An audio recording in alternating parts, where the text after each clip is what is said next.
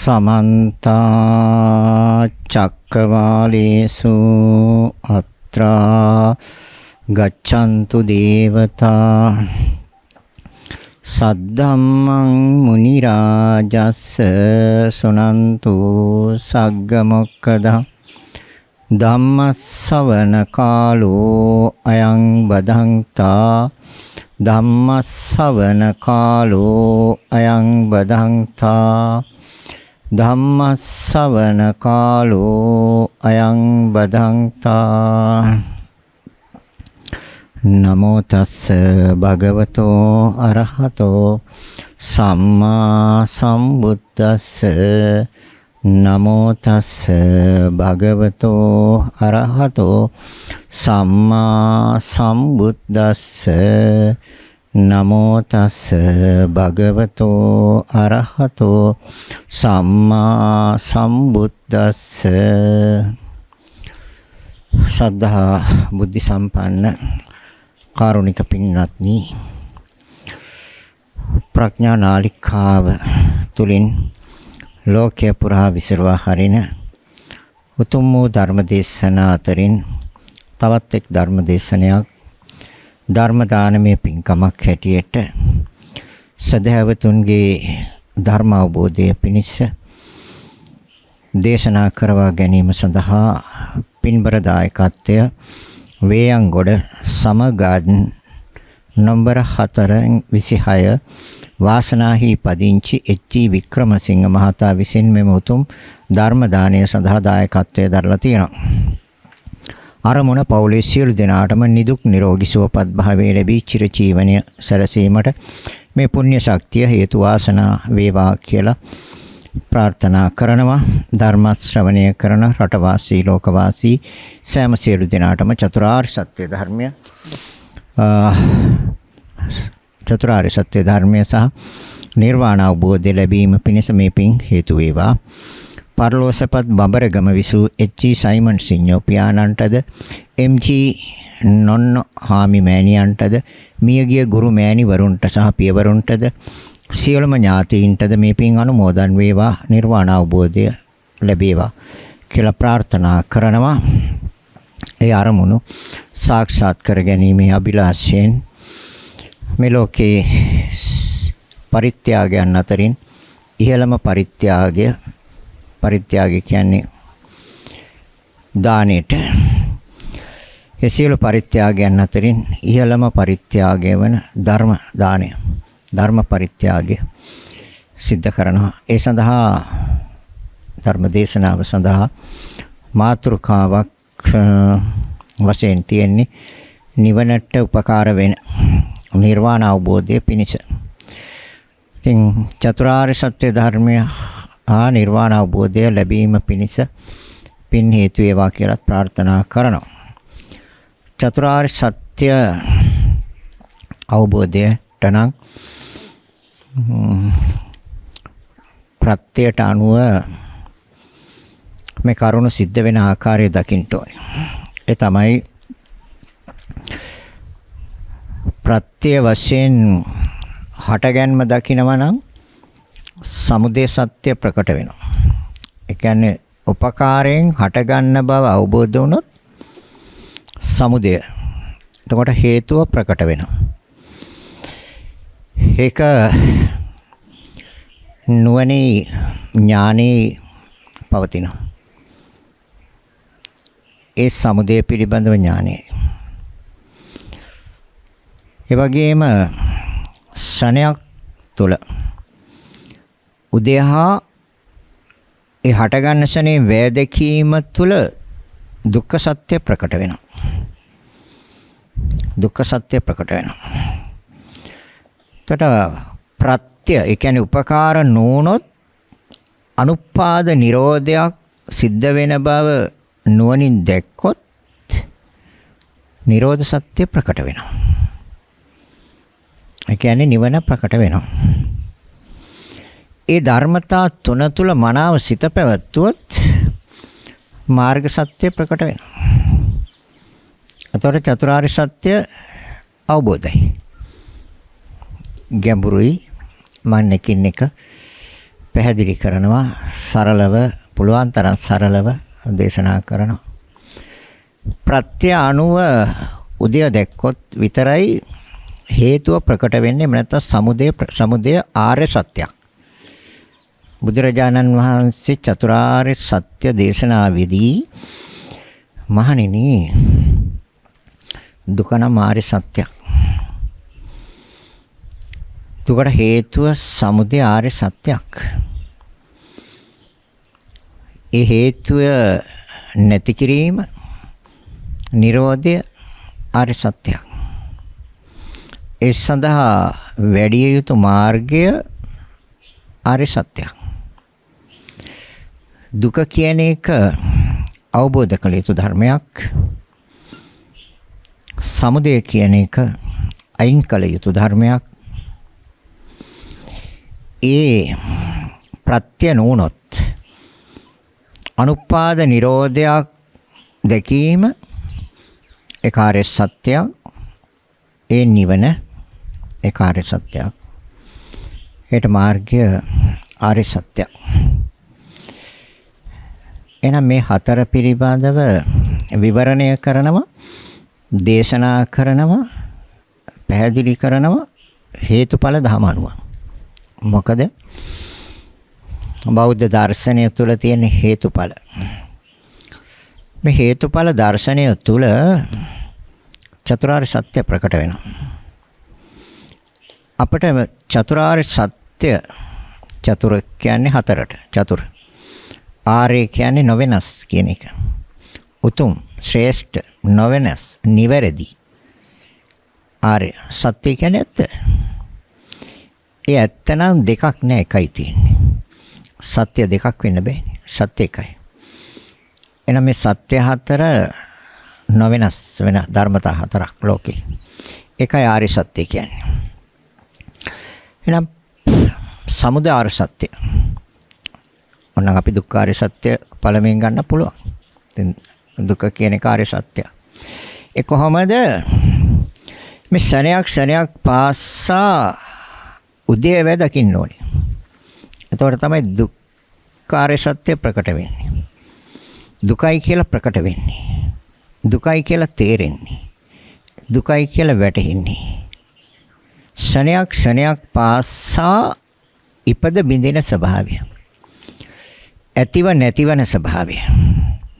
උදය වැය ස්වභාවය. ශරණයක් තුල නම් උදය, ශරණයක් තුල නම් වැය. ඒක කොහොමද සපක් වෙන්නේ? ඒතර ශරණයක් කියන එක දන්නවනේ. වතුර ඇඳෙන ඉරක් වගේ. දී ඉරක් ඇඳට පවතිනවද? නැහැ. විදුලියක් ශරණයක් විදුලිය ශරණයෙන් නැති වෙනවා. අසපිල්ලම් ගහන කාලේ ශරණයක් වශයෙන් අපි හඳුන්වනවා. ඒක දහස් ගානකට ලක්ෂ ගානකට බෙදුවට පස්සේ තමයි උදේවැය කියන එක තියෙන්නේ. ඒකත් ලක්ෂ ගානකට දහස් ගානකට බෙදන්න ඕනේ. එතකොට ලැබෙන යම් දෙයක් නැත්නම් ඒක තමයි ශරණය. ඒ ශරණයක් තුල උදය හා ශරණයක් තුල වැය දර්ශනය තුල දුක්ඛ සත්‍ය ප්‍රකට වෙනවා. හැබැයි එක මොහොතක පරීක්ෂණයකින් තහවුරු වෙන්නේ. එක විනාඩි කිහිපයක එක ශරණයක පරීක්ෂණයෙන් තහවුරු වෙන්නේ. ඒක තහවුරු වෙන්න නම් එක සිතෙන් නොගිලිහෙන ආකාරයට මනාව සිතෙහි පිහිටවන්න නම් තථාගතයන් වහන්සේ දේශනා කරනවා 11 ආකාරයකට පරීක්ෂා කරන්න. 11 ආකාරයකට පරීක්ෂා කරලා බලන්න. බලන්නේ නුවණින්. ඒකට කිව්වා යෝනිසෝ මනසිකාර්ය. මනා නුවණ. එතන සිහිය එළඹ සිටි සිහිය සතියයි. එතන පවතිනා වූ සිහිය සතියයි. මනා සිහිය සතියයි. ඒ සතිය සම්මා සතියයි. තොර උදේවැය. උදේවැය උදේ කියන්නේ හට ගන්න. වැය කියන්නේ නැති වෙනවා. හට ගන්න ශරණයෙන් බිඳිනවා. මොකද්ද බිඳින්නේ? නාමංච රූපංච. නාමයයි රූපයයි. වෙන දෙයක් නෑ. චතුරාර්ය සත්‍ය ඇතුළත් නාම රූප දෙකයි. නාම රූප දෙක තුල තියෙන්නේ. එතකොට මේක අවුරුදු 7 දීම විසඳගත්ත දරුවෙක් තමයි සෝපාක කියන්නේ. පුංචි සෝපාක. අවුරුදු 7 දරුවෙක්ගෙන් ඇහුවේ ලොකු කෙනෙක් පුංචි කෙනෙක්ගෙන් අහන ප්‍රශ්න. බුදුරජාණන් වහන්සේ සෝපාකව ළඟට ගෙන්නලා ඇහුවා සෝපාකගේ චරිත කතාව ඔයත් දන්නවනේ. දැන් මේ චතුරාර්ය සත්‍ය දේශනාවේදී චරිත කතාව අවශ්‍ය නැහැ. ඒ අහපු ප්‍රශ්න වලට දීපු උත්තරත් 4යි ගන්නෙ මම 10ම ගන්නෙ. බුදුරජාණන් වහන්සේ පුංචි දරුවානේ අවුරුදු 7යි කියන්නේ. සෝපාක. ඒක නාම කිං. සෝපාක එකයි කියන්නේ මොකද්ද? ඒතර අපි දන්නවා මොන්ටිසෝරි නැත්නම් පෙර පාසල් යන ළමයෙකුට පළමුවෙන් උගන්වන්නේ මොනවද කියන ඉලක්කම් වලින් උගන්වන්නේ 1 කියන එක. ඊට පස්සේ 2. ඊට පස්සේ 3. ඊට පස්සේ 4. ඒ ආකාරයේ වශයෙන් ක්‍රමානුකූලව උගන්වන්නේ පුංචි දරුවට. ලොකු අය ඒ ගුරුවරු. තර බුදුරජාණන් වහන්සේ අර පුංචි සෝපාගෙනෙක් කෙනෙක් ඇහුවේ සෝපාක එකයි කියන්නේ කීයද? හැබැයි ඒ දීපු උත්තරය අද මේ ධර්මයෙන් නොදන්න ගුරුවරයෙකුටවත් තේරෙන්නේ නැහැ. ඒ දීපු උත්තරය. සබ්බේ සත්ත ආහාරට ටික. සියලු සත්ත්ව ආහාරයෙන් යැපෙන්නේ කිව්වා. දැන් බලන්න. හැබැයි ඒ ආහාරයෙන් යැපෙනවයි කියපු එකත් අතිශය ගැඹීර එකක්. දැන් අපි හිතන්නේ සියලු සත්ත්වයම ආහාරයෙන් යැපෙනවා කිව්වම මේ උදේටයි දවල්ටයි රාත්‍රියටයි අනුභව කරන ආහාර. ඒ අතර ඔය තේ පැන් අරවම ඒකයි ආහාරය කියලා. නෑ. ඒ ආහාරෙත් විශේෂ තියෙනවා. ඒ පිළිබඳව පසුගිය දේශනාවල පැහැදිලි කරා. සබ්බේ සත්ත ආහාර ටිතිකා කියන තැන. ආහාර 4ක් තියෙනවා. විශේෂ ආහාර 4ක්. වර්තමාන භවයට සසරටත් ඒ ආහාර 4 ප්‍රත්‍ය වෙන ආකාරය පිළිබඳව දේශනාවන් පසුගිය දේශනා තුළ සිදු කරා. ඊට පස්සේ අහනවා මේ හොඳයි සෝපාක. සාදුකාර දුන්න බුදුරජාණන් වහන්සේ. දිලවුවා මේ හොඳයි සෝපාක. එහෙනම් මේ 2යි කියන්නේ කීයද? 2 කියන්නේ මොකද්ද? ද්වේ නාමකී. ඔය 2යි කියන්නේ මොකද්ද කියලා ඇහුවා. නාමංච රූපංච කිව්වා. එතකොට ඒක දැන් අපේ මේ පුංචි දරුවෙක්ගෙන් නෙමෙයි වැඩිහිටි කෙනෙක්ගෙන් ඇහුවත් කියන්නේ. තේරෙන්නේ. අර පුංචි දරුවා කිව්වා. දේ නාමකින් 2යි කියන්නේ මොකද්ද? නාමංච රූපංච. සාදු කියව බුදුරජාණන් වහන්සේ. සාදු සාදු සෝපාක. දේ නාමකින් 2යි කියන්නේ නාමංච රූපංච තමයි. තීනියාමකින් 3යි කියන්නේ කීයද? හොඳයි සෝපාක 3යි කියන්නේ කීයද? මොකද්ද 3යි කියන්නේ? තිස්සෝ වේදනා කිව්වා.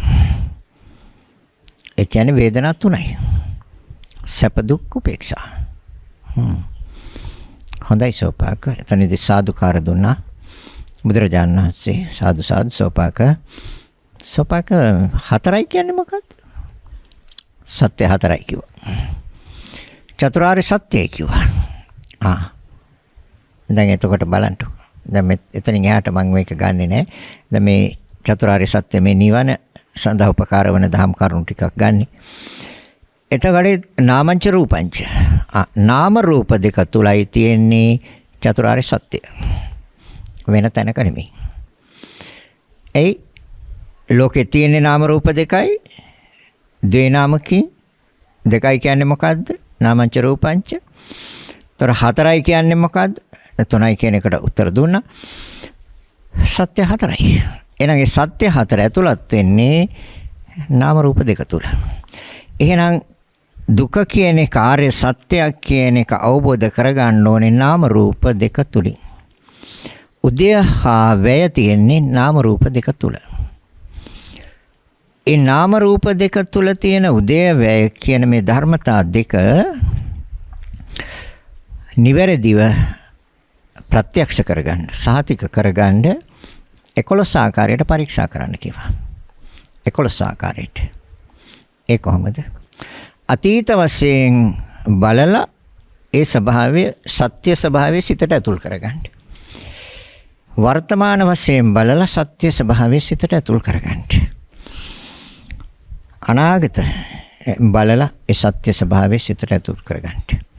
අධ්‍යාත්මික වශයෙන් බලලා, බාහිර වශයෙන් බලලා, ඕලාරික වශයෙන් බලලා, සියුම් වශයෙන් බලලා, හීන වශයෙන් බලලා, ප්‍රනීත වශයෙන් බලලා, දුර වශයෙන් බලලා, ළඟ වශයෙන් බලලා සහතික කරගන්නට, ප්‍රත්‍යක්ෂ කරගන්නට, අවබෝධ කරගන්නට.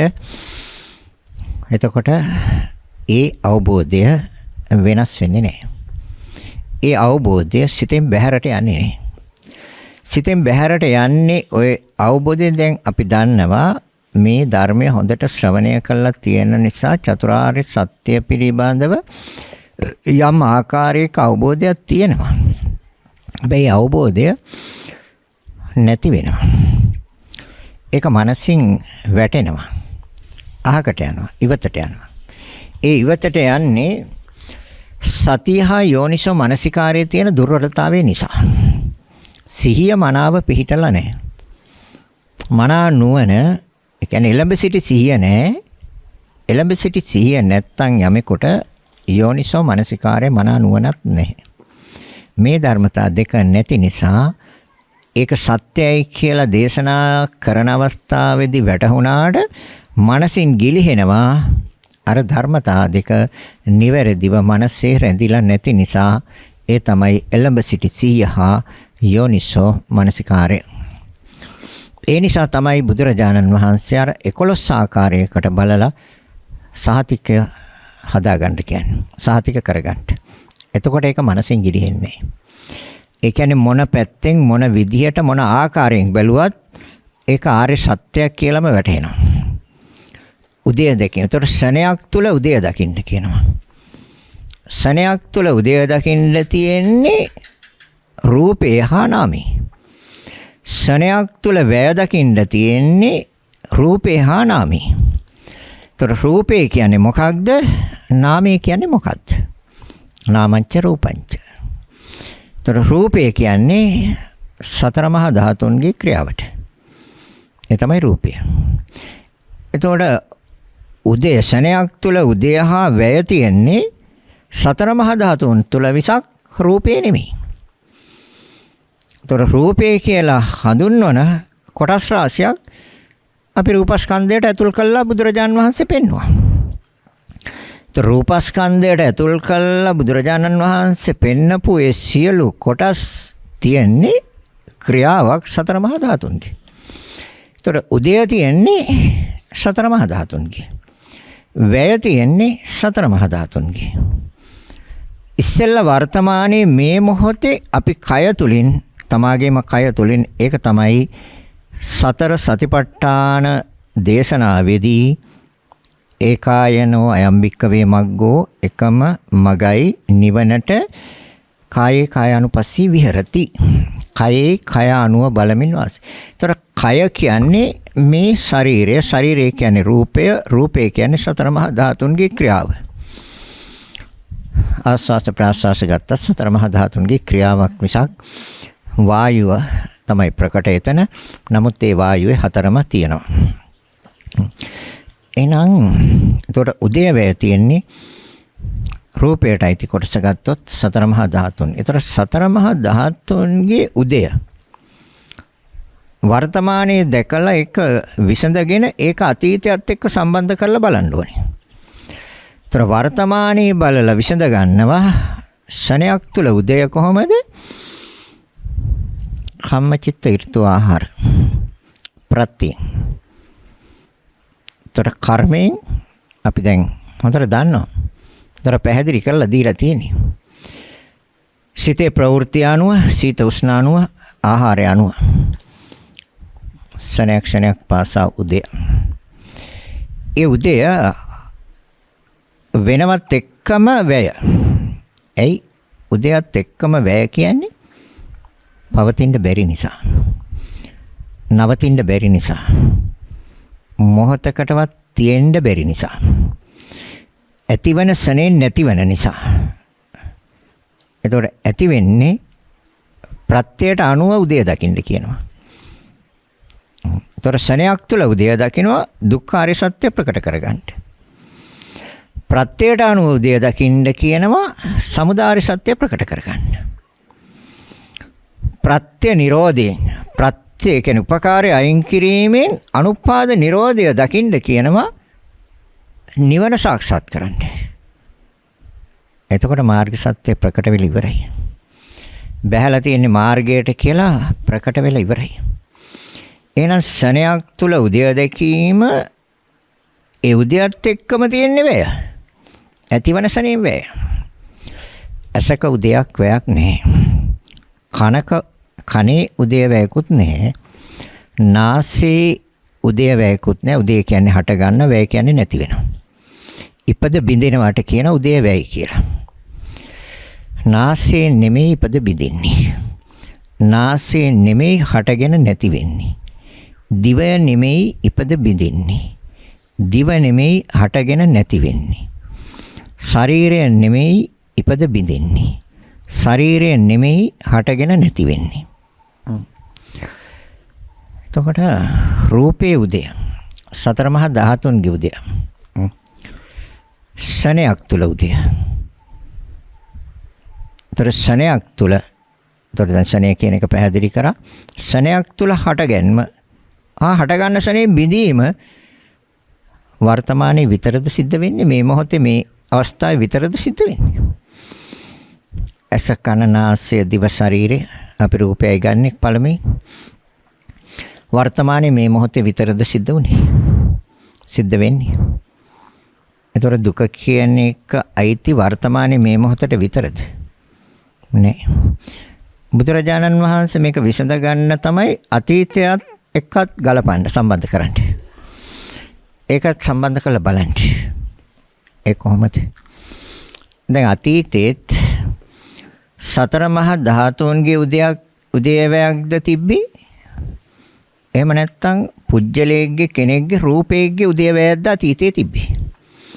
එහෙමනම් වර්තමාන භවයට ආවේ රූපයක්, එහෙනම් වර්තමාන භවයට ආවේ පුජ්‍යලයක්. එයි අතීතයේත් එනම් පුජ්‍යලයක් ඉඳලා තියෙනවා. අතීතයේත් පුජ්‍යලයක් හිටියා. ඒ අනුව වර්තමාන භවයට පුජ්‍යලයක් ආවා. ඒක වැරදි. ඒ සිතුවිල්ල වැරදි. එහෙනම් අතීතයේත් සතර මහා ධාතුන්ගේ උදය කාවයක් තිබ්බේ. ඒ කියන්නේ ඒ චිත්තක්ෂණ 17ක් තුල ඉපද බිඳුණා. කුඩා චිත්තක්ෂණ 51ක් හා මහා චිත්තක්ෂණ 17ක් තුල ඉපද බිඳුණා. ඒතර චිත්තක්ෂණ 17ක් කියන්නේ ඊටාත්ම කෙටි කාලයක් කියන එකක් දැන් ඔයත් දන්නවා. තත්පරයක් ලක්ෂයකට බෙදුවත් ඊටත් වඩා කෙටි කාලයක් කියන එක. ශනයක් කියන්නේ ඒකයි. ශනය තුල උදය, ශනය තුල වැය දකින්න. ඒ තුල තමයි දුක කියන කාර්ය සත්‍යයක් කියලා ප්‍රකට වෙන්නේ. ශනයක් තුල උදය, ශනයක් තුල වැය. ඒතර ශනයක් තුල උදය, හට ගන්න ශනේ වැය තිබුණේ වර්තමාන භවයේ නෙමෙයි, පෙර භවයේ විතරක් නෙමෙයි, ඊට පිට භවයේ විතරක් නෙමෙයි. යම් දාක මේ ක්‍රියාව ආරම්භ වුණා නම් ඒ ආරම්භ වෙච්ච තැන ඉඳලම තිබ්බේ සතර මහා ධාතුන්ගේ ඉපද බිඳීමක්. ඒක තමයි සත්‍ය. ඒක තමයි ඇත්ත. ඒතර පෙර භවයේ පුච්චලයක් නෙමෙයි හිටියේ. එහෙනම් පෙර භවයේ සතර මහා ධාතුන්ගේ ක්‍රියාවක්, සතර මහා ධාතුන්ගේ ඉපද බිඳීමක්, සතර මහා ධාතුන්ගේ උදය හා වැය. ඒ අනුව පෙර භවයේ ඇසක් තිබ්බේ නැහැ. පෙර භවයේ කනක් තිබෙත් නැහැ. පෙර භවයේ නාසයක් තිබෙත් නැහැ. පෙර භවයේ දිවක් තිබෙත් නැහැ. පෙර භවයේ ශරීරයක් තිබෙත් නැහැ. රූපයට අයිති කොටසේ. එහෙනම් මොකද්ද තිබුණේ? නාමංච රූපංච. ඒතර රූපේ එවත් සතර මහා ධාතුන්ගේ උදේවැය. එහෙනම් පෙර භවවලත් චිත්තක්ෂණ 17ක් තුල ඉපද බිඳුන ශනයක් තුල උදය හට ගන්න ශනේ බිඳුණා. ශනයක් තුල හටගෙන ශනයක් තුල බිඳෙනවා නම් ඒක සැපක් කියලා අර්ථ දක්වන්නේ කොහොමද? ඒක සැපක් කියලා තීරණය කරන්නේ කොහොමද? ඒක සපක් කියලා තීරණය කරන්න බෑ. එහෙනම් වර්තමානයේත් එහෙමයි අනාගතේ. අනාගතයේ තියෙන්නේ රූපයක ඉපද බිඳීමක් නෙමෙයි. අනාගතයේ තියෙන්නේ සතර මහා ධාතුන්ගේ උදේහාවයක්. ශණයක් තුල උදය හටගන්න ශනේ බිඳීම එනත් ශණයක් තුල උදේවැය. ඒක තමයි දුකයි කියලා කියන්නේ. ඒක ආර්ය සත්‍යයක්. බාහිර අධ්‍යාත්මයෙන් හා බාහිරින් විසඳ ගන්න කියනවා. අතීතයෙන් විසඳ ගන්න, වර්තමානයෙන් විසඳ ගන්න, අනාගතයෙන් විසඳ ගන්න. අධ්‍යාත්මයෙන් විසඳ ගන්න, බාහිරින් විසඳ ගන්න. බාහිරින් කොහොමද විසඳන්නේ? දැන් බාහිරත් තියෙනවා රූපයට අයිති කොටස්. පුජ්‍යල වශයෙන් රූපයට අයිති කොටසුත් තියෙනවා. අජීවී සජීවී වශයෙන් අපි ප්‍රකාශ කරනවා. ගස් ගල් කඳු පර්වත එළ දොළ ගංගා ආදී දේවල්. ගහ කොළ එපා ගෙඩි කොළ මල් මුල් පොතු ආදී වශයෙන් ඒ සෑම දෙයක්ම අපි රූප වශයෙන් ගන්නවා. තොර ශබ්දේ රූපයක් හැටියට ගන්නවා. ගන්ධේ රූපයක් හැටියට ගන්නවා. රසයේ රූපයක් හැටියට ගන්නවා. පොට්ටබ්බ රූපේ පහස රූපයක් හැටියට ගන්නවා. රූපේ කියන්නේ සතර මහා ධාතුන්ගේ උදේවැයක්. ඒතර පුච්චල වශයෙන් ගත්තොත් පුච්චලයේ තියෙන ඇස කන නාසය දිව ශරීරය කියන මේ රූපයට අයිති කොටස් එතන තියෙන්නේ සතර මහා ධාතුන්ගේ උදයක් හාවයක්. යක් රූපයක උදයකුත් නැහැ, රූපයක වැයකුත් නැහැ, පුච්චලයේ හටගන්මකුත් නැහැ, පුච්චලයේ වැයකුත් නැහැ. එහෙනම් එතන තියෙන්නේ බාහිර පුච්චලයේ ගත්තත් රූපංච ඒ කියන්නේ සතර මහා ධාතුන්ගේ ශණයක් තුල ඉපද බිඳීමක් උදේවැයක්. ඊතර බාහිර පුච්චලයේ ශරීරයේ තියෙන ඒ සතර මහා ධාතුන් ශණයක් තුල ඉපද බිඳිනවා නම් ඒක සපක් වෙන්නේ කොහොමද? සපක් වෙන්නේ අන බාහිර වශයෙන් උත් විසඳගත්තා. ඒක සපක් වෙන්න බෑ. ඕලාරික සූක්ෂම කියලා දෙකක් තියෙනවා. ඕලාරික කියන්නේ ගොරෝසු. දැන් ඒ සතර මහා ධාතු භූතයන්ට විවිධ ආකාරයෙන් පෙනී ඉන්න පුළුවන්. විවිධ ආකාරයෙන් හැඩතල නිර්මාණය කරන්න පුළුවන්කමක් තියෙන භූතයන්ට. ඒතකොට ඒගොල්ලෝ යම් අවස්ථාවක ඕලාරික වශයෙන් ගොරෝසු වශයෙන් පෙනී හිටිනවා. සියුම් වශයෙන් පෙනී හිටිනවා. සූක්ෂම වශයෙන් පෙනී හිටිනවා. ඒ තමයි භූතයන්ගේ ස්වභාවය. කයි සතර මහා භූත කියන්නේ. එතකොට ඕලාරික වශයෙන් ගත්තත් ගොරෝසු වශයෙන් ගත්තත් චිත්තක්ෂණ 17යි ඊට වැඩි ආයශයක් නැහැ. ඊටාම සියුම් වශයෙන් ගත්තත් චිත්තක්ෂණ 17යි ඊට වැඩි ආයශයක් නැහැ. එහෙනම් චිත්තක්ෂණ 17ක් තුල උදය වේය. උදය කියන්නේ හට ගන්න ශනේ නැති වෙනවා අන්න ශනේයයි. ඒතර ශනේයක් තුල නම් ඕලාරික වශයෙන් පවතින සතර මහා ධාතුන්ගේ ක්‍රියාවත් සියුම් වශයෙන් පවතින සතර මහා ධාතුන්ගේ ක්‍රියාවත් ශනේයයි නම් ශනේයක් තුල ඉපද බිඳිනවා නම් ඒක සපක් වෙන්න බෑ. ගොරෝසු වශයෙන් හටගත්තත් සියුම් වශයෙන් හටගත්තා. හීන වශයෙන් හටගත්තත් ප්‍රනීත වශයෙන් හටගත්තා. දැන් හීන කියන්නේ විකෘති රූපවලට හීන කියනවා. දුර්වර්ණ රූපවලට, අපිරිසිදු රූපවලට, දකින්න අප්‍රිය රූපවලට අපි කියනවා හීන කියලා. ප්‍රනීත කියන්නේ දකින්න ප්‍රිය, ප්‍රබෝධමත්, දැකුම් කළු, මනරම්. රූප කියන්නේ සතර මහා ධාතු. එතකොට හීන ප්‍රනීත කියලා දෙකක් තියෙනවා. හීන වශයෙන් නොත් චිත්තක්ෂණ 17කට වැඩිය පවතින්නේ නැහැ. ප්‍රනීත වශයෙන් පැවතුනත් චිත්තක්ෂණ 17කට වැඩිය පවතින්නේ නැහැ. එහෙනම් එතනක් තියෙන්නේ ශණයක් තුල උදය හටගන්න ශණයෙන් වැය, ශණයෙන් වැය. එතකොට හීන වශයෙන් පැවතුනත් ප්‍රනීත වශයෙන් පැවතුනත් ශණයයි නම් එතන කොහොමද සපක් වෙන්නේ? ශණයයි තියෙන්නේ. ඒක තමයි ඇත්ත. ශණයක පැවැත්මක් තියෙන්නේ. ශන සම්පත්තියක් කියලා කියන්නේ ඒකම තමයි. සම්පත්තිය ශණයයි. මොකද ශණයකට වඩා පැවැත්මක් නැති නිසා. මේ නාමංච රූපංච කියන දෙකේම. එහෙනම් හීන වශයෙන් හා ප්‍රනීත වශයෙන්ොත් පවතිනවන පවතින්නේ නැහැ. හට ගන්න ශනේ බිඳෙනවා නම් එතන කොහොමද සැපක් වෙන්නේ? මොකද අර චිත්තක්ෂණ 17ක කියන්නේ තත්පරයන් ලක්ෂයකට බෙදලා. ඒතර ඒකයි ශනේ කියලා කියන්නේ. ඒක හඳුන්වන්න මොන විදිහකින්වත් ඉලක්කම් වලින් මොන විදිහෙන්වත් ගන්න බෑ. ඒක තමයි ශනයක් කියන වචනේ පාවිච්චි කරන්නේ. ශනයක් තුළ උදය ශනයක් තුළ වැය දැක්කොත් නිවැරදිව. ඒතර මනසින් දකින්නේ. ඒතර ශනයක් තුළ උදය ශනයක් තුළ වැය දැක්කොත් මොන සත්‍යද ප්‍රකට වෙන්නේ? මොකක් කියලාද ප්‍රකට වෙන්නේ? සපක් කියලා අවබෝධ වෙනවද දුකක් කියලා අවබෝධ වෙනවද? ශනයක් තුළ උදය ශනයක් තුළ වැය දැකීමෙන් දුක කියන එක සත්‍යයක් කියලා ප්‍රකට වෙනවා. අවබෝධ වෙනවා. නිරවුල් වෙනවා. දුර ළඟ. දැන් දුර ඉන්න කෙනෙක් හෝ දුර තියෙන දෙයක් හෝ දුර ඉන්න පුච්චලයක් හෝ ඒකෙත් මොකද්ද තියෙන්නේ? ඒ රූපෙත්. ඒතර රූපේ කියන්නේ සතර මහා ධාතු. ඒකෙත් තියෙන්නේ උදයහා වැය. ඉපදෙනවා, ඉපදෙන ශනේ බිඳෙනවා. ඇති වෙනවා, ඇතිවන ශනේ නැති වෙනවා. ශනේයි. ශනයක් තුල උදය දකින්න, ශනයක් තුල වැය දකින්න.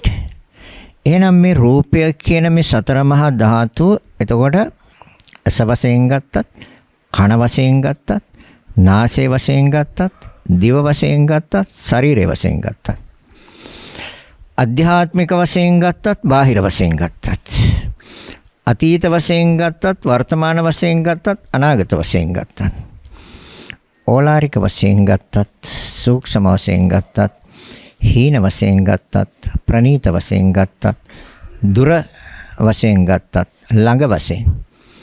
ළඟ තියෙන දෙයත් ඒ වගේම තමයි. ළඟ වශයෙන් ගත්තත් ශනයක් තුල උදය දකින්න, හට ගන්න ශනේ වැය දකින්න. එතකොට දුක කියන එක ප්‍රකටයි. මොකද පැවැත්මක් නැහැ කියන එක. ශුන්‍යයි. පවතින දෙයක් නැහැ.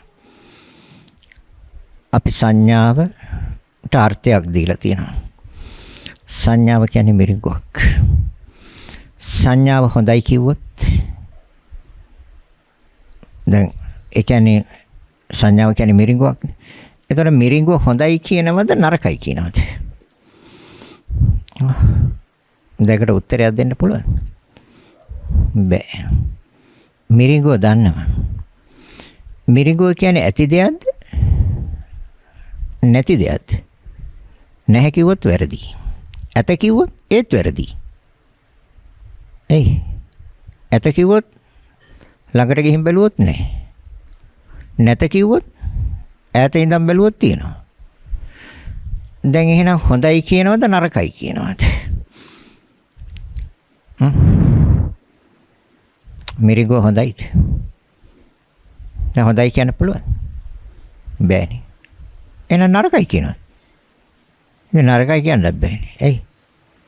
ඉතින් හොඳ නරක බෙදන්න තියෙන්න එපා දෙයක්. රූපයක ඇති දෙයක් නැහැ කිව්වේ ඒකයි. රූපයක ගත යුතු දෙයක් නැහැ කිව්වේ ඒකයි. ප්‍රයෝජනයක් නැහැ කිව්වේ ඒකයි. අපි සංඥාවට අර්ථයක් දීලා, සංඥාවට වටිනාකමක් දීලා, සංඥාව පිළි අරගෙන ඒකයි වෙලා තියෙන්නේ. ඒ කියන්නේ මිරිඟුව පිළි අරගෙන තියෙන්නේ. මිරිඟුව හොඳයි කියන එක නරකයි කියනවා. ඕකට වැඩි අඥානකමක් තවත් තියෙනවද? ඔය තමයි අවිද්‍යාව හැවත් මෝහය කිව්වේ. මිරිඟුවට අර්ථයක් දීම. මිරිඟුව හොඳයි හෝ නරකයි. ඒ තාක්කල් අවිද්‍යාව. සංඥාවෙන් ගන්නෙ. සංඥාවෙන් හොඳ නරක තීරණය කරනවා. මේ ශනයක් තුල උදය දකින්නේ, ඒ හට ගන්න ශනේ වැය දකින්නේ. හට ගන්න ශනේ වැය. එහෙනම් එතන දුක්ඛාරය සත්‍ය ප්‍රකටයි. මොහතකවත් පැවැත්මක් නැත්නම් ඒක කොහොමද සැපක් වෙන්නේ? ඒක කොහොමද සැපක් වෙන්නේ? ඒක කොහොමද සතුටක් වෙන්නේ? ඒක කොහොමද සොම්නසක් වෙන්නේ? ඒ සොම්නස නම්, ඒ සතුට නම්, ඒ සැප නම් එහෙනම් තියෙන්න ඕනේ. පවතින්න ඕනේ. පවතිනවද? තියෙනවද? නෑනේ. ඇතිවන ශනේ නැති වෙනවනේ. උදේවැය. එහෙනම් ඒ උදේවැය කියන එක මේ රූපස්කන්ධයෙන් විසඳගන්න අතීත, වර්තමාන, අනාගත. අධ්‍යාත්මික, බාහිර. ඕලාරික සූක්ෂම හීන ප්‍රනීත දුර ළඟ 11 ආකාරයෙන් පරීක්ෂා කරන්න විමසන්න. ඒ නැතුව මේක සහතික වෙන්නේ දුක කියන එක ආර්ය සත්‍යයක් කියලා. ඒ රූපස්කන්ධය ගත්තේ. නාමස්කන්ධය ගන්නවා. මොකද නාම රූප කියලා දෙකක් තියෙනවනේ. තියන්නේත් එච්චරයිනේ. ඒතර නාමය කියන්නේ වේදනාව. ඒ කියන්නේ වේදනාව දැනෙන්නේ සිතට. කය අපහසුතාවයටපත් වුණාට සතර මහා ධාතු අපහසුතාවයටපත් වුණාට ඒ සතර මහා ධාතුන්ගේ අපහසුතාවය දැනෙන්නේ සිතට. එහෙනම් ඒ සිතටයි නාමය කිව්වේ. ඒ සිතේ එක්තරා ස්වභාවයක් තමයි වේදනාව කියන්නේ. වේදනාව කියන්නේ නාම ධර්මයක්. සිත කියන්නේ නාම ධර්මයක් නම් සිතේ ස්වභාවයත් නාම ධර්මයක්. සංඥාව කියන්නේ සිතේ ස්වභාවයක්. ඒ නිසා ඒක නාම ධර්මයක්. සංස්කාර කියන්නේ සිතේම ප්‍රභේද, සිතේම ස්වභාවයක්. ඒ නිසා ඒවා නාම ධර්ම. විඥානය කියන්නේ සිතේම ප්‍රභේදයක්. එහෙනම් ඒ නාම ධර්මයන්. වේදනා සංඥා සංකාර විඥාන. වේදනා සංඥා චේතනා පස්ස මනසිකාර. නාම ධර්ම. දැන් අපි වේදනාවත් උදේවැය දකින්න ඕනේ. වේදනාව තුළ උදේවැය දකින්න ඕනේ. දැන් වේදනාව නාම ධර්මයක් උදේ. ඒතර ශණයක් තුළ උදේ දකින්න. ශණයක්. ඒතර වේදනාව පවතින දෙයක්ද? එමනම් ශණයෙන් හටගන්න ශණයෙන් බිඳෙන ධර්මයක්ද? ආ රූපේන 17න් එකයි කියලා දැන් දන්නවා. හැබැයි දැක්කේ නැහැ තාම. තාම දැකලා නැහැ. දැක ගන්න ඕනේ. ස්පර්ශ ප්‍රත්‍යයනේ හටගන්නේ. ස්පර්ශ ප්‍රත්‍යය. ඒතර ශණයක් තුළ උදේ දකින්න. ස්පර්ශයට ආයසත් ශණයයි. 17න් එකයි. වේදනාවට ආයසත් 17න් එකයි ශණයයි.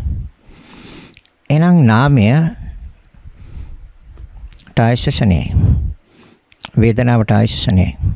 ශණයක් තුළ උදය හටගන්න ශණයෙන් නැති වෙනවා. වැය. වර්තමානයේම සිද්ධ වෙනවද? ඔව්. ඒක අතීතයත් එක්ක ගලපන්නකො. අතීතයේත් ස්පර්ශය නැමැති නාම ධර්මය ප්‍රත්‍ය වීමෙන් නෙමෙයිද වේදනාව නැමැති නාම ධර්මය හටගatti. වේදනාව නැමැති නාම ධර්මය ශණයක් තුල උදේ වේ 17 එකයි හට ගන්න ශණයෙන් බිඳුණා. ඒ නිසා තමයි දිය බුබුලට උපමා කළේ. දිය බුබුලක් හට ගන්න ශණයෙන් මොකද වෙන්නේ? අතුරුදහන් නැති වෙනවා. හට ගන්න ශණයෙන් බිඳෙනවා. ඒ තමයි දිය බුබුලේ ස්වභාවය. ඒක හොඳට ප්‍රත්‍යක්ෂ කරගන්න පුළුවන්. වැස්සක් හොඳ ලොකු වැස්සක් වහින වෙලාවට දොරකඩ මිදුලේ ඉඳගෙන ඒ වැසි වැටෙන තැන හටගන්න බුබුලු මොනතරම් වේගයෙන් ඉපද බිඳිනවද කියලා බලන්න. එතකොට වේදනාව බුදුරජාණන් වහන්සේ උපමා කළේ දිය බුබුලකට. එතකොට වේදනාව මොකක්ද කියන එක අපට පැහැදිලි වෙනවා, අවබෝධ වෙනවා.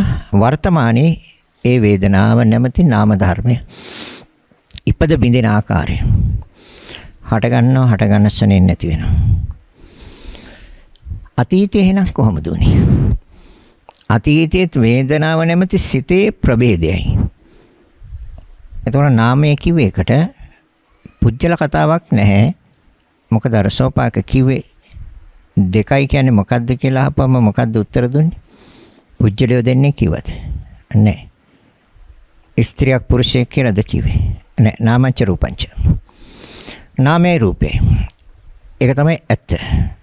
ඒ නිසා තමයි බුදුරජාණන් වහන්සේ ඒක සත්‍යයක් හැටියට තථාගතයන් වහන්සේ හොඳටම දන්නවා. දුන්න උත්තරය සත්‍ය උත්තරයක්. ඒ නිසා තමයි සාදුකාර දුන්නේ. සාදු සාදු. සෝපාක ඒක හැමෝම තමයි. නාමංච රූපංචම තමයි. එහෙනම් නාමය කියන්නේ වේදනාව නාම ධර්මයක්. ඒ වේදනාව ශණයයි. ශණයක් තුල උදය හට ගන්න ශරණයෙන් බිඳෙනවා. අතීතයේත් එහෙමම නෙමෙයි දුනේ. සිතට සම්බන්ධ, සිතත් එක්ක පවතින, සිතත් එක්ක ක්‍රියාත්මක වෙන, සිතත් එක්ක ඇතිව නැති වෙන. ඒ වේදනාව නැමැති නාම ධර්මය ශරණයක් තුල උදය හට ගන්න ශරණයෙන් බිඳුණා අතීතයේත්. ඒක තමයි ඇත්ත. දැන් දිය බුබුලක හරයක් තියෙනවද, වටිනාකමක් තියෙනවද, ගත යුතු දෙයක් තියෙනවද? හැබැයි වේදනාව අපි හොයනවා. වින්දනය හොයනවා. විඳීම හොයනවා. අර දිය බුබුල පවත්වන්න හොයනවා. ඒක තියාගන්න මහන්සි ගන්න. පුළුවන් ද තියන්න? දිය බුබුලක්. ඒ වැසි වැටෙන වෙලාවට හොඳට දොරකොඩ හිටගෙන බලාගෙන ඉන්න. පුළුවන් නම් මොහොතක් තියාගන්න අරගෙන බලන්නකො තියාගන්න පුළුවන්ද කියලා. බෑ. ඒ නිසා තමයි වේදනාව දිය බුබුලට උපමා කරේ. වේදනාව දිය බුබුලට උපමා කරේ. එහෙනම් අතීතයේත් එහෙමමද? අනාගතයේත් යම් විඳීමක්, වින්දනයක් හටගත්තා නම් ඒකටත් ආයශ ශණයයි. ශණයක් තුල උදය හට ගන්න ශණයෙන් වැය. උදේ වැය. අධ්‍යාත්මයේ දැක්කා. බාහිරිනොත් බල්ලා විසඳ ගන්න. බාහිර කෙනෙක් යම් වින්දනයක්, විඳීමක් ලබනවා නම් ඒක කාලයක් පවතින වින්දනයක්ද? විඳීමක්ද? ශණයයිද? ශණයයි. ඒක සිතේ ප්‍රභේදයක්. සිතේ ස්වභාවයක්. සිතත් එක්කම ඇති වෙනවා. සිතත් එක්කම පවතිනවා. සිතත් එක්කම ක්‍රියාත්මක වෙනවා. සිතත් එක්කම නැති වෙනවා. සිතේ ආයශ චිත්තක්ෂණයයි. එහෙනම් වේදනාවේ ආයශ චිත්තක්ෂණයම තමයි අර 17න් එකයි. වේදනාව චෛතසිකයක්. එතකොට අපි දන්නවා සිතත් එක්ක හටගන්නේ, සිතත් එක්ක පවතින්නේ, සිතත් එක්ක ක්‍රියාත්මක වෙන්නේ, සිතත් එක්ක නැති වෙන්නේ. එතකොට සිතේ ආයශ චිත්තක්ෂණය නම් වේදනාවේ ආයශ කොහොමද ඊට වැඩි වෙන්නේ? ඒ නිසා තමයි ශණයයි කියලා කිව්වේ. 17න් එකයි. එහෙනම් බාහිර කෙනෙක් යම් විඳිනවා. ඒතර විඳින කෙනෙක් ඉන්නවද එතන? නැහැ. එයාගේ සිතේ ප්‍රභේදයක්ද? සිතත් එක්කම ඇති වෙන, සිතත් එක්ක පවතින, සිතත් එක්ක ක්‍රියාත්මක වෙන, සිතත් එක්ක නැති වෙන චිත්තක්ෂණයකට ආයු ඇති දෙයක්ද? ඇති වෙන ශණයෙන් නැති වෙනවද? ඉපද බිඳිනවද? උදේ වේද? ශණයක් තුල උදේ වේ දකින්න. දුක්ඛ සත්‍ය ප්‍රකට වෙනවා. තාම කතා කරන්නේ දුක්ඛ සත්‍ය ගැන.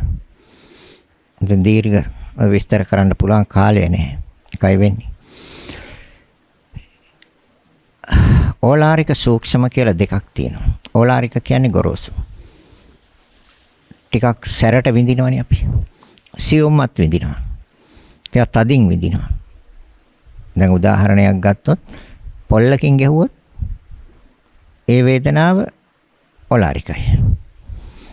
ඉරටුවකින් ගැහුවොත් ඒ වේදනාව සියුම්. ඒ වේදනාවක් දැනෙනවා. ඒතර ස්පර්ශයට අනුවයි ඒක සිද්ධ වෙන්නේ. ඒකත් හොඳට දන්නවා දැන්. එහෙනම් ඕලාරික සූක්ෂම වශයෙන් ගත්තත් ශණයක් තුල උදේ හට ගන්න ශණයෙන් වේ. එහෙනම් එතන කොහොමද සපක් වෙන්නේ? ඒ වේදනාව කොහොමද සපක් වෙන්නේ?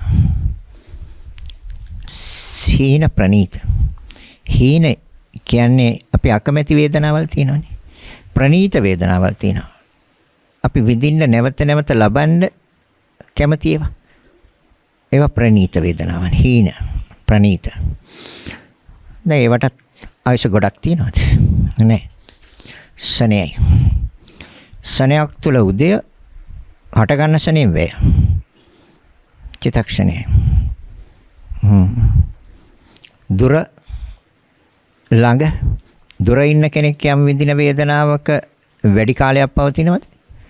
ළඟ ඉන්න කෙනෙක් විඳින වේදනාවන් වැඩි කාලයක් පවතිනවද? ඒ සිතත් එක්ක හටගන්න, සිතත් එක්ක පවතින, සිතත් එක්ක ක්‍රියාත්මක වෙන, සිතත් එක්කම නැති වෙන. ඊට වඩා කාලයක් රැඳෙන්න බෑ. සිතක ආයශ චිත්තක්ෂණය නම් වේදනාවේ ආයශත් ඒ චිත්තක්ෂණයම තමයි.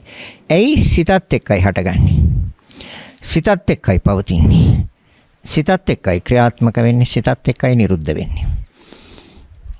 එහෙනම් 11 ආකාරයෙන් බලලා විසඳ ගන්න.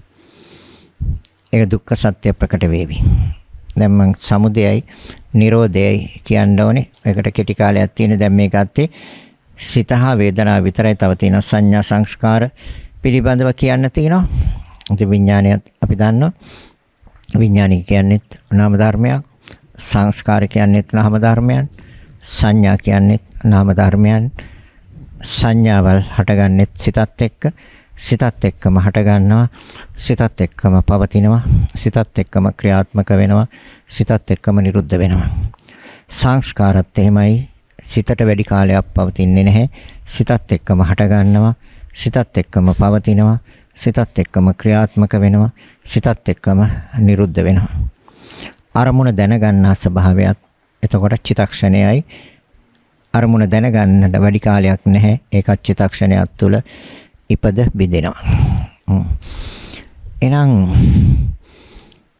එතන තියෙන්නේ ශණයක් තුල ඉපද බිඳෙනවා නම් සපක් වෙන්න බෑ කවදාවත්.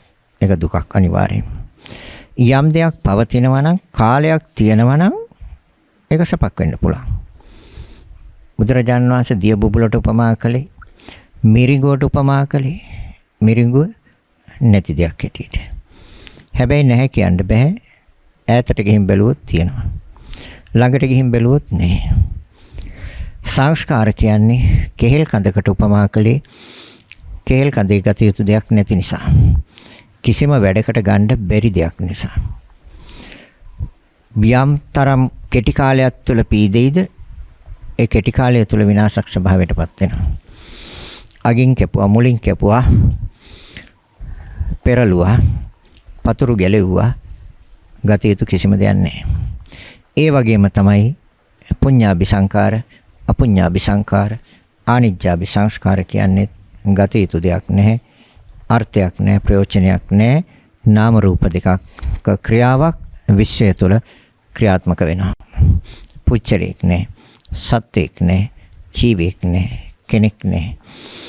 ඔය නාම රූප දෙකේ ක්‍රියාව හෝ නාමයන්ගේ ක්‍රියාව හෝ රූපයන්ගේ විතරක් පවතින ක්‍රියාවක්. රූපයන්ගේ විතරක් ක්‍රියාවක් විශ්වය පවතිනවා. එච්චරයි. පුජ්‍යලයේගේ ගමනාගමනයක් නැහැ. පුජ්‍යලයේ සිත තුළට ආරූඪ කරගෙන ඉන්න තාක්කල් මේ ධර්මයේ උණුසුම් මාත්‍රයක්වත් ලබන්න බෑ. කුසල අකුසල ටික පොඩ්ඩක් තේරුම් අරගෙන කම්මස්සකතා සම්මාදිට්ඨිය විතරක් පොඩ්ඩක් ඇති කරගෙන කර්ම වලින් ගැලවෙන්න බෑ. අනිවාර්යයෙන් මොහොන දෙන්න වෙනවා. හැබැයි යම් වෙලාවක අනන්තරිය පාප කර්මත් කෙරෙනවම තමයි. විදර්ශනාවට බහැලා විදර්ශනා ඥානය උපදවාගෙන හේතුඵල ටික අවබෝධ කර නොගත්තොත්, චතුරාර්ය සත්‍ය අවබෝධ කර නොගත්තොත් නියත වශයෙන්ම අවීචියත් උරුමයි. ඒ නිසා තමයි බුදුරජාණන් වහන්සේ දේශනා කරන්නේ මේවා දුකට හේතු වෙන ධර්ම හැටියට. පැවැත්ම දුකට හේතුවයි කියන්නේ. නොපැවැත්ම නිවනයි. එහෙනම් දැන් දුක කියන එක මම සඳහන් කළා කරුණු රාශියකින්. උදේවැය දකින්න දුක කියන එක ප්‍රකට වෙනවා. ප්‍රත්‍යයට අනුරූපව උදය දැක්කොත් සමුදය ප්‍රකට වෙනවා. ප්‍රත්‍යයට අනුරූපව උදය දැක්කොත් ඒ කියන්නේ උපකාරයට අනුව දකින්න ඕනේ. හටගැන්ම. දැන් උපකාරයට අනුව නෙමෙයිද රූපේ හටගැන්ම. උපකාරයට අනුවයි රූපේ හටගැන්ම. ඒ කොහොමද? දැන් සතර මහා ධාතුන් හටගන්න නම් කර්මය ඕනි. එයි කර්මයෙන් තමයි සතර මහා ධාතුන්ගේ ක්‍රියාව ආරම්භ කළේ. සතර මහා ධාතුන්ගේ අපි මේ වර්තමාන භවයේ අපි ආපු ස්වභාවය ගැනයි කතා කරන්නේ. මෞකුසක්කේවත් ජලාබුජ ස්වභාවයෙන් අපි ආවේ. ඒ ජලාබුජ ස්වභාවයෙන් ආවේ අපි කර්මය කියන ඒ නාම ධර්මයන්ට අනුවයි ආවේ. ඒකයි ප්‍රත්‍යයට අනුරූප උදේ දකින්න කියන්නේ. උදේ කියන්නේ හට ගන්න. මවගේ ගර්භාෂයේ යුක්තාණුවේ ක්‍රියාවට ප්‍රත්‍ය වුණේ කර්මය නැමැති නාම ධර්මයයි. එතකොට ප්‍රත්‍යයට අනුව නෙමෙයිද සතර මහා ධාතුන්ගේ උදය. ඒ කියන්නේ මවගේ ගර්භාෂයේ යුක්තාණුවේ ක්‍රියාත්මක වෙන්නේ සතර මහා ධාතුන්ගේ ක්‍රියාවක්. ඒ මව්පිය දෙන්නගේ සම්බන්ධතාවය තුළ ගර්භාෂයේ පිළියෙල වෙච්ච එදියරය. ඒක සතර මහා ධාතු. ඒ දියරේ පතිත වෙනවා මේ නාම ධර්මය හෙවත් විඥානය ප්‍රතිසන්දි විඥානය. එතකොට ප්‍රතිසන්දි විඥාණයට ප්‍රත්‍ය උනේ කර්මය හෙවත් සංස්කාරය. සංකාරපච්ච විඥානං කිව්වේ එකයි විඥානපච්ච නාම රූපං කිව්වේ රූපේ වැඩිම අර නාමයේ සම්බන්ධයත් එක්ක රූපේ වැඩිම පටන් ගත්තා විඥානපච්ච නාම රූපං. එහෙනම් ප්‍රත්‍යයට අනුරූපව නෙමෙයිද සතර මහා ධාතුන්ගේ ක්‍රියාව පටන් ගත්තේ. ඒ සතර මහා ධාතුන්ගේ හැඩය සහ කාලය දැන් හැඩය වෙනස් කරන්න පුළුවන් බවත් ඔයත් දන්නවා. කාය දශක, වස්තු දශක, භාව දශක කියන දශක කියන්නේ 10ට. ඒතකොට 10ක් 10 වත් 3යි 30යි. 30ක් වෙනස් කිරීමේ බලයක් තියෙන්නේ චිත්ත වේගයට. චිත්ත වේගය කියුවේ කර්ම වේගයට. එහෙනම් ප්‍රත්‍යයට අනුරූපව නෙමෙයිද සතර මහා ධාතුන්ගේ උදය හටගන්න. අන්න සමුදය ප්‍රකට වෙනවා. අන්න සමුදය හේතුව ප්‍රකට වෙනවා. ඒ කාර්ය සත්‍යයක්. ඒක වෙනස් කරන්න බෑ කාටවත්. ඒක වෙනස් කරන්න පුළුවන් සංස්කාර නිරෝධයෙන් විතරයි. ප්‍රත්‍ය නිරෝධයෙන්. ඒ කියන්නේ එතකොට අනුපාද නිරෝධයක්. එතකොට නිරෝධ සත්‍ය ප්‍රකට වෙනවා. අන්න නිරෝධය කියන එක සත්‍යයක් කියලා ප්‍රකට වෙනවා. නිවන කියන එක සත්‍යයක් කියලා ප්‍රකට වෙනවා. ප්‍රත්‍ය නිරෝධයෙන් අනුපාද නිරෝධය. ඒ කියන්නේ උපකාරය නැතිකොලොත් මතු උපදින්න තියෙන දේ හටගන්නේ නැහැ කියන එක. ඒක තමයි බුදුරජාන් වහන්සේ දේශනා කරපු දහමත්. මේ උපදීමෙන් මේ උපදී. මේ නූපදීමෙන් මේ නූපදී. මේ ඇති කල්ලි මේ ඇත. මේ නැති කල්ලි මේ නැත.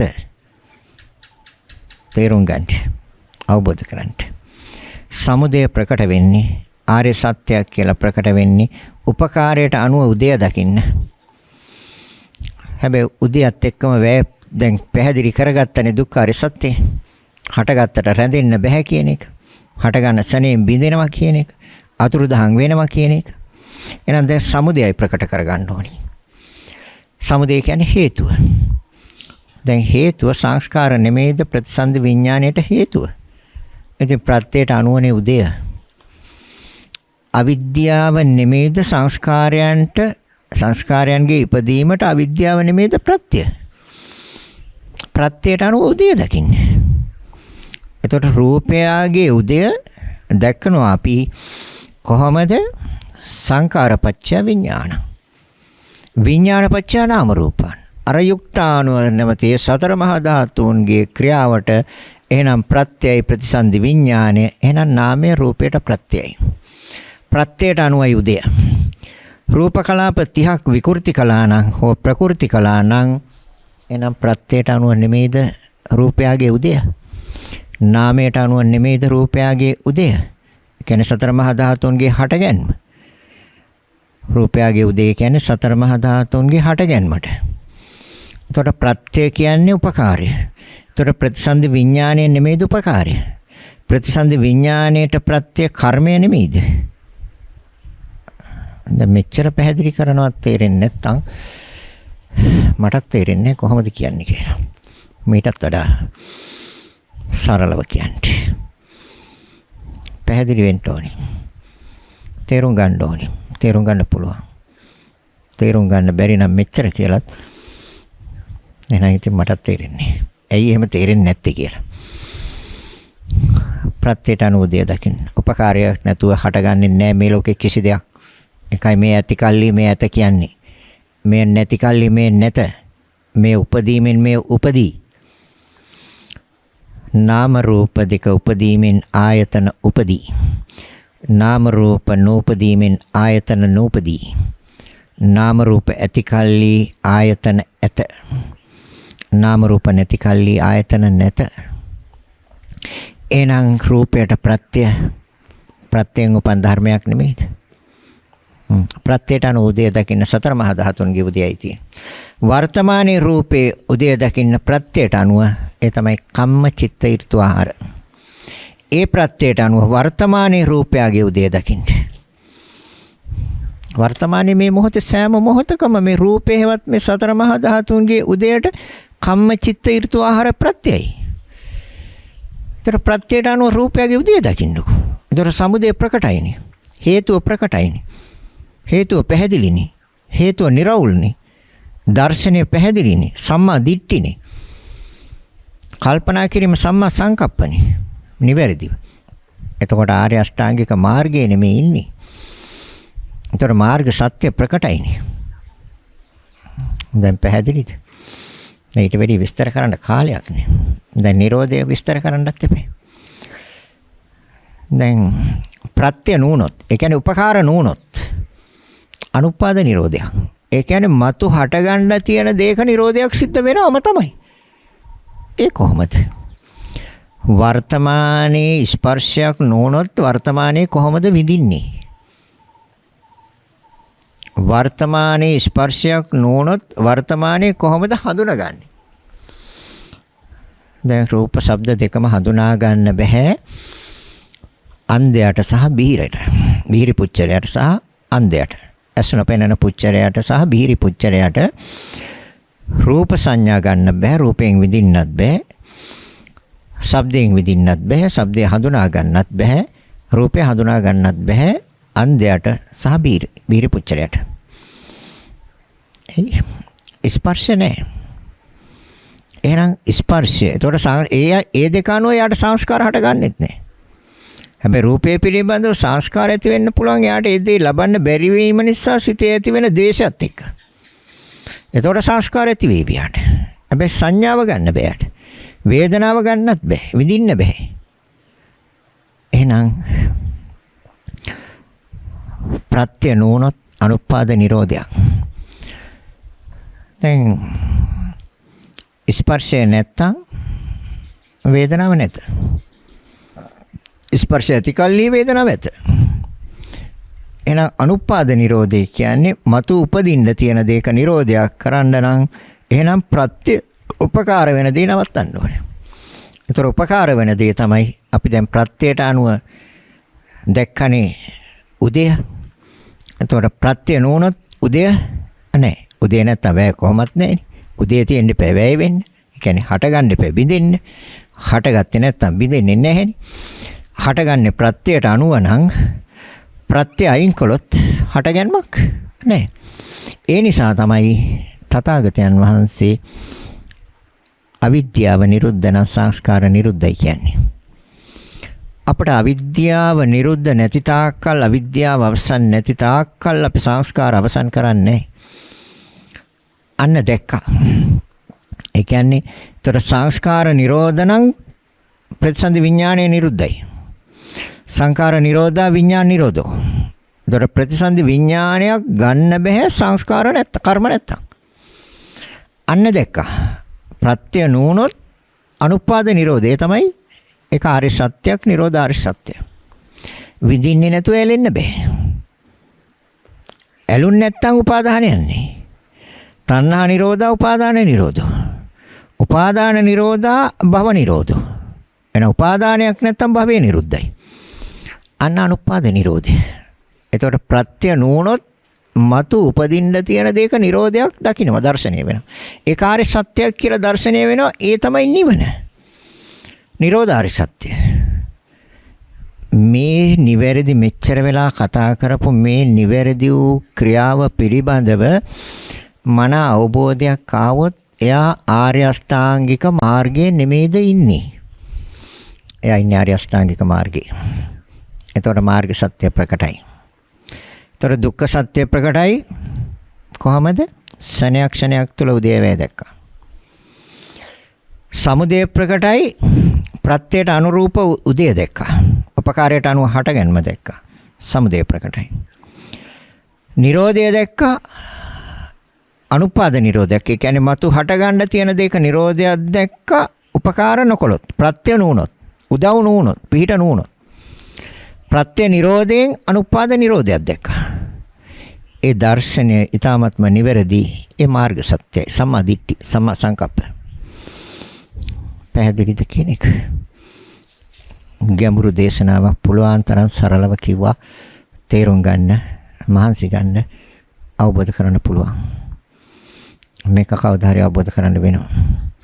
හේතුඵල ධම ප්‍රත්‍යයට අනුරූපව ඵල හට ගන්න හැටි, ප්‍රත්‍ය නොවුනොත් ඵල නැති වෙන හැටි. ඵලය දුකයි, ප්‍රත්‍ය හේතුවයි. හේතු අයින් කළොත් ඵලය නිරුද්ධයි. ඒ නිරෝධාරය සත්‍යයි. ඒ දර්ශනය නිවැරදි නම් එක මාර්ග සත්‍යයි.